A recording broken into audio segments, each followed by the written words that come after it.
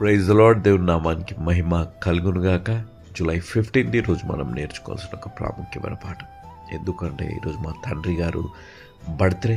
ఆయన లేరు, దేవుడి సన్నిధిలో ఉన్నారు. ఒక వీడియోని చూపెట్టాలని నేను ఆశపడుతున్నాను. తండ్రి ఏ విధంగా మనల్ని కాపాడుతారు అని. నేను మనం ఒక వీడియో చూస్తూ ఉన్నాను. తల్లంట మనల్ని నడుము దగ్గర వరకు ఎత్తుకుంటుందంట, కానీ తండ్రి మనల్ని భుజాల మీద ఎత్తుకుంటాడు. ఎందుకో తెలుసా?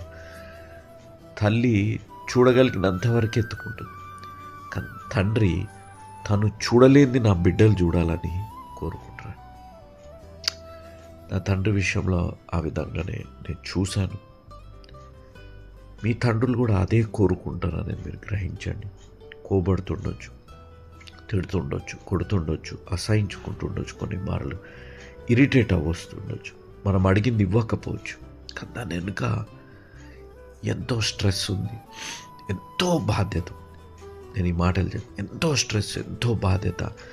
ఆయన కోరికలు, ఆయన మనస్తత్వము మారిపోయి చంపుకొని ఈ విధంగా జీవించే ఒక వ్యక్తిత్వం తండ్రిగా ఉన్నప్పుడు మారిపోతుంది. మీరు ఆలోచించండి. ఆయన అన్నీ సంపాదిస్తాడు, ఏది తీసుకొని వెళ్ళారు, మనకే వదిలి వెళ్తారు. మీరు ఒక్కసారి ఆలోచించండి. ఆయన మనల్ని కాపాడడానికి ఆయనని నాశనం చేసుకుంటాడు.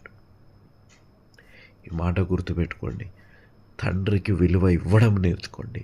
దేవుడు అలాంటి తండ్రులతో మిమ్మల్ని దీవించునుగాక. మీ తండ్రులకు విలువ ఇవ్వకపోతే ఈరోజే ఆ తండ్రిని వెళ్ళి, డాడీ నన్ను క్షమించండి, ఎన్నో మార్లు మిమ్మల్ని ఎదిరించాను, ఎన్నో మార్లు మిమ్మల్ని బాధ పెట్టాను, నన్ను క్షమించనని ఒక్క మాట అడగండి.